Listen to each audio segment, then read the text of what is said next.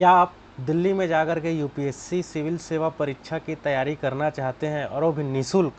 तो जी हाँ, आप एकदम सही वीडियो पर आए हैं।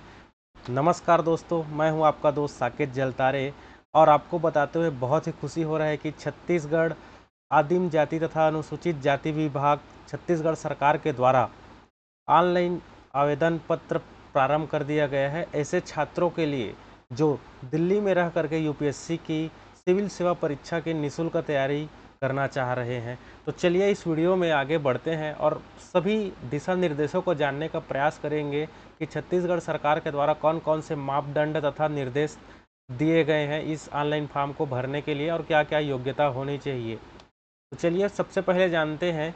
सबसे पहले बात करेंगे हम मुख्य बिंदु पर, कौन कौन से मुख्य बिंदु होने वाले हैं इस परीक्षा के लिए। तो सबसे पहला मुख्य बिंदु है कि जो ऑनलाइन आवेदन प्रारंभ होने की जो तिथि है वो 15 जुलाई 2024 को ही प्रारंभ हो चुका है। हालांकि मैं 5 से 6 दिन लेट हो चुका हूँ, फिलहाल कोई बात नहीं। जानते हैं दूसरा मुख्य बिंदु है, इस फॉर्म की जो अंतिम तिथि है वो 5 अगस्त 2024 को रात्रि समय 12 बजे तक का ही दिया गया है। मतलब अब बहुत ही कम समय बचा हुआ है और सर्वर तकनीकी समस्या से बचने के लिए आप जल्द से जल्द ऑनलाइन फॉर्म डाल ही लीजिए। इसमें का जो तीसरा मुख्य बिंदु है वो ऑनलाइन आवेदन जमा करने हेतु वेबसाइट जो दिया गया है छत्तीसगढ़ सरकार आदिम जाति विकास विभाग द्वारा, वो है www.tribal.cg.in। चलिए अगला मुख्य बिंदु की बात करते हैं। जो आवेदन हेतु जो शुल्क रखा गया है वो एकदम फ्री है, निःशुल्क रखा गया है। पांचवा जो इसका मुख्य बात है, निर्धारित कुल सीट तो अभी वर्तमान में केवल 50 सीटों के लिए ही अनुमति मिल पाई है छत्तीसगढ़ सरकार के द्वारा आदिम जाति विकास विभाग को, तथा 135 सीट पर अभी शासन से अनुमति नहीं मिली है। कुल साल भर में 185 सीटों पर दिल्ली छत्तीसगढ़ के निवासी छात्र छात्राओं को भेजा जाना है। हालांकि अभी 135 पर शासन से अनुमति नहीं मिली है, 50 पर ही अनुमति मिली हुई है। चलिए आगे बात करते हैं। आरक्षण का जो मुद्दा है वो भी इसमें रखा गया है। एसटी वर्ग को 50%, एससी को 30% तथा अन्य पिछड़ा वर्ग के छात्रों को 20% अलग से आरक्षण प्रदान किया गया है, जिसमें प्रत्येक में जो वर्ग है इसमें 33% अलग से महिलाओं के लिए आरक्षित किया गया है। चलिए जानते हैं इसका मुख्य बात और क्या है। जो इसका आयु सीमा है दोस्तों, वो केवल 20 से 30 वर्ष के छात्र ही इसके लिए पात्र होंगे। अब चलिए बात कर लेते हैं। कोचिंग की अवधि 10 माह का होगा। अगर यदि आप साक्षात्कार के लिए चयनित हो जाते हैं तो आपको अलग से प्रशिक्षण के लिए और समय प्रदान किया जाएगा। इसका जो अंतिम मुख्य बिंदु है वो संभावित परीक्षा तिथि को लेकर के है। संभावित परीक्षा तिथि 2024 को सितंबर माह में होने की संभावना व्यक्त है। यह तो हुई मुख्य बिंदु। अब चलिए जान लेते हैं इससे आवश्यक दस्तावेज क्या क्या है इसको आवेदन पत्र को भरने के लिए। तो सबसे महत्वपूर्ण दस्तावेज आपको बताना चाहूँगा। तत्कालिक फ़ोटो आपके पास होना चाहिए जिसका अधिकतम साइज 120 KB से ज़्यादा का नहीं होना चाहिए जब आप ऑनलाइन फॉर्म डालेंगे तो। दूसरा, सिग्नेचर आप तैयार करके रख लीजिएगा जिसकी साइज 50 KB अधिकतम होनी चाहिए, इससे ज़्यादा नहीं चलेगा, कम में चल जाएगा।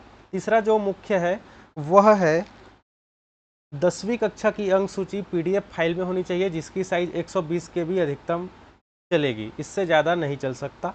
चौथा जो है वो आय प्रमाण पत्र आपका वैलिड होना चाहिए, वैध हो, एक्सपायरी ना हुआ हो। हालांकि 6 माह के लिए ही वैध रहता है। यह भी PDF फाइल में होना चाहिए और इसका भी साइज 120 KB का होना चाहिए। पांचवा जो मुख्य और इम्पॉर्टेंट बात है वो स्थायी जाति होना चाहिए आपका, जो 120 KB से अधिकतम इसका भी फाइल नहीं होना चाहिए और ये भी PDF फाइल में होना चाहिए। अब बात कर लेते हैं, स्थायी निवास प्रमाण पत्र भी होना चाहिए जिसकी साइज 120 KB से अधिकतम नहीं होनी चाहिए। ये सारे डॉक्यूमेंट आप पहले से तैयार करके रख लेंगे फॉर्म डालने से पहले। सातवां जो मुख्य बात है वो स्नातक ग्रेजुएशन की अंक सूची होनी चाहिए जो 120 KB से अधिक नहीं होनी चाहिए। और आपके लिए एक महत्वपूर्ण बात, ऐसे छात्र जिनको अभी तक उनकी ग्रेजुएशन की अंक सूची नहीं मिली है, जो अभी अपीयर हुए हैं पेपर दे के, ऑनलाइन रिजल्ट जिनका आ चुका है और वे पास हो चुके हैं लेकिन उनको अभी तक उनका जो मूल अंक सूची है वो नहीं मिला है, तो वो एक काम करेंगे, अपना जो ऑनलाइन अंक सूची है उसको निकाल करके उस संबंधित कॉलेज में जा करके जहाँ से आप पढ़ाई करते हैं वहाँ के प्राचार्य से सील लगा करके आप साइन करके अपलोड कर लेंगे। आठवां जो मुख्य बात है इसमें वह यह है कि जो स्व घोषणा पत्र जो संलग्न है इस PDF के फॉर्म में, जिसके द्वारा आधिकारिक सूचना जारी किया गया है। हालांकि उसका लिंक मैं डिस्क्रिप्शन में भी डाल दूंगा, उस PDF का लिंक। तो स्वघोषणा पत्र होना चाहिए, 10 रुपये के स्टाम्प पेपर में उसको प्रिंट कराना है और फिर नोटरी कराना है उसको। ज़्यादा शुल्क नहीं लगेगा, 10 रुपये का स्टाम्प पेपर 20 रुपये में मिल जाएगा आपको, और नोटरी का 50 रुपये और 10 रुपये प्रिंटिंग का, 100 रुपये खर्चा है इसमें। और यह भी PDF फाइल में होना चाहिए और इसका भी 120 KB से ज़्यादा नहीं होना चाहिए। चलिए अब बात करते हैं पाठ्यक्रम का। इसके लिए क्या क्या सिलेबस तैयार किया गया है, कौन कौन से प्रश्न इसमें पूछे जाएंगे, कौन कौन सेक्शन से कितने प्रश्न आएंगे, परीक्षा की समय कितने अवधि की होगी।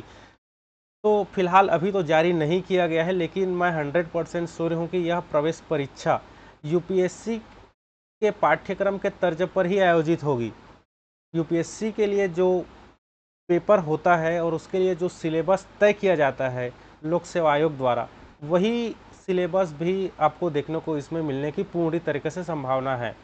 हालांकि इसकी पुष्टि के लिए मैंने जन सूचना अधिकार लगाया है आदिम जाति विभाग में और यदि मुझे RTI से जानकारी प्राप्त हो जाती है संबंधित पाठ्यक्रम की जानकारी, तो मैं निश्चित रूप से बहुत ही जल्द आप सभी के लिए एक और वीडियो बनाऊंगा जिसमें पाठ्यक्रम की पुष्टि मैं कर दूंगा। ये आप देख सकते हैं, मैंने जन सूचना अधिकारी आदिम जाति तथा अनुसूचित जाति विभाग के नाम पर RTI लगाया हूँ, ऑनलाइन RTI। ऑनलाइन RTI लगता है दोस्तों छत्तीसगढ़ में। यदि आप भी ऑनलाइन RTI लगाना चाहते हैं, संबंधित कोई भी गवर्नमेंट विभाग से संबंधित कुछ भी जानकारी आपको चाहिए लिखित में, तो आप ऑनलाइन RTI का सहारा ले सकते हैं घर बैठे। यदि आप जानना चाहते हैं कि किस तरीके से ऑनलाइन RTI लगाया जाए, तो आप डिस्क्रिप्शन कमेंट बॉक्स में कमेंट करें, मैं बहुत ही जल्द आपके लिए वीडियो अपलोड करूंगा। फिलहाल चलिए आगे बढ़ते हैं। तो सबसे मेन बात है कि अब ऑनलाइन आवेदन कैसे करें। ऑनलाइन आवेदन कैसे करें, इसके लिए आप वीडियो में बने रहिए, हम आगे बताएंगे कि ऑनलाइन आवेदन हमको करना कैसे है। तो दोस्तों, ऑनलाइन आवेदन कैसे करें, इसके लिए मैं इसका दूसरा पार्ट अपलोड कर दिया हूं, आप वहां जा कर के देख सकते हैं। यह वीडियो काफ़ी लंबा हो जा रहा था, इसीलिए मैं इसका अलग से वीडियो बनाया हूं, जिसमें केवल ऑनलाइन आवेदन कैसे करना है उससे संबंधित जानकारी दिया जाएगा। यदि आपको वीडियो अच्छा लगे तो ज़रूर लाइक करें, शेयर करें और सब्सक्राइब करना बिल्कुल ना भूलें। इसी तरीके से महत्वपूर्ण वीडियो के लिए बहुत बहुत धन्यवाद।